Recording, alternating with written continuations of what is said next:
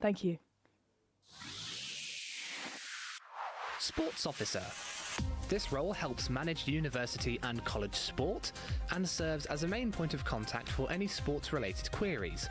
As well as organising varsity and roses, the Sports Officer is responsible for representing university and college sports, leading the York Sport Committee, and improving access to sports at York. My name is Joe Brealey, and I am here interviewing the Sports Officer candidate, Sofia Gauntlett. Sofia, thank you very much for joining us here in the studio. Thank you for having me. Okay, we'll hop right in.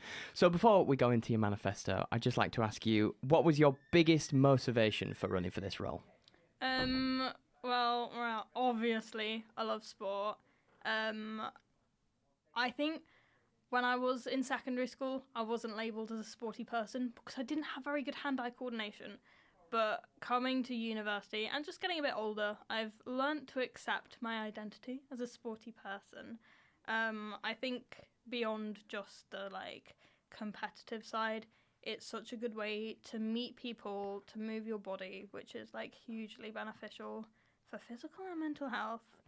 And even the organising side of things, like being on a committee, working behind the scenes, there's so many soft skills you can pick from that, and I think it does carry you through life, even if it's not directly leading to a job. Just having the confidence to take on roles like that, I think is very empowering. Yeah, thank you very much. That's really interesting. Okay, we'll go into your manifesto. So one of your first manifesto points is that you want to introduce semesterly club memberships alongside annual memberships. Do you think that runs the risk of students buying a membership for one semester and attending for an entire semester, or an entire year? And would that potentially impact the club's finances? So obviously that's, clubs. I assume clubs monitor this. They would want to monitor that everyone turning up to sessions has a membership. But in terms of the, I suppose, risk of students buying it for semester one and only turning up to semester one, that's kind of exactly why I think there needs to be a manifesto point, or just a change that's made. If you are a semester abroad student, if you're going on a leave of absence, if you just get a bit busy or just decide you want to try a different sport, I think it's really important that you can do that and not feel locked into one sport because you've purchased one very expensive annual membership. Yeah, and then you also said you wanted to change how the activities access grant gets paid. I was wondering how you would change it from the current system and how that would make it more accessible. Would this just be through treasurer signposting, or would you take actions to change the system itself? So, system itself, currently you buy a membership, or you apply for the grant, you have to buy the membership and then get reimbursed that, and the same with participation costs. That means students, it kind of relies on students having the disposable income in their accounts to begin with to buy that membership up front.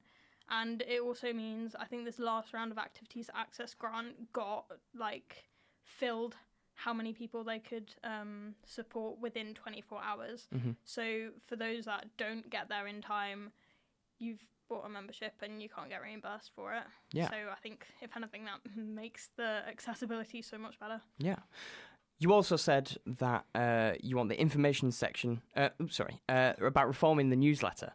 You included a part about alumni income streams. Would this be a new kind of income stream? And if it is, would it compete with other forms of income such as U-Fund from alumni?